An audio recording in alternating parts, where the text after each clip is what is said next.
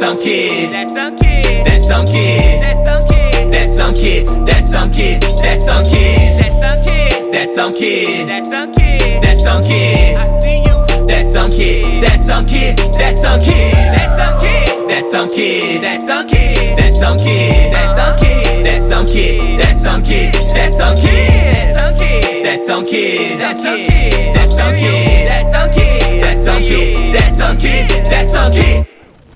Hey everybody, welcome to Some KiD. This is a series for teachers and parents.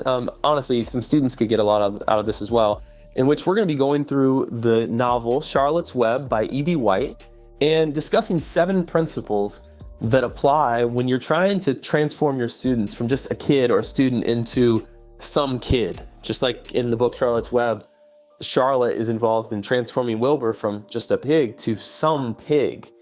And so these 7 principles that we're going to be talking about, we've got our notes here over the course of this series, are number 1, connection, number 2, community, number 3, faith, number 4, platform, number 5, identity, number 6, sacrifice, and number 7, legacy.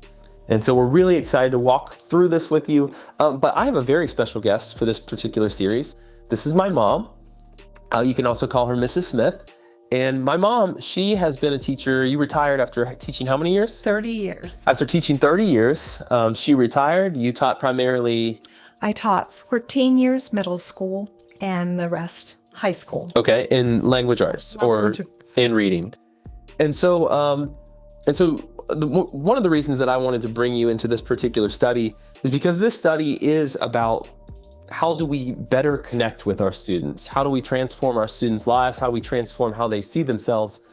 And I am the teacher that I am today, for better or worse, my principals would probably say, because of the model that you set. And I spent countless hours as a kid in my mom's classroom as she was teaching or after school when she was with different student groups.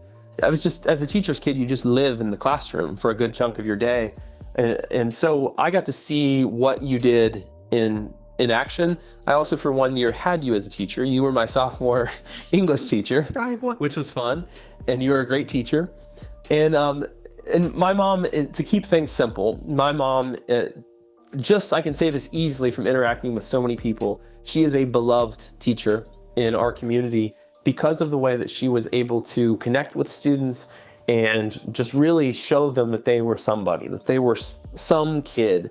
And so you were a transformative teacher. And so naturally, when I was thinking of teachers that I would bring on board to discuss this topic, it's you.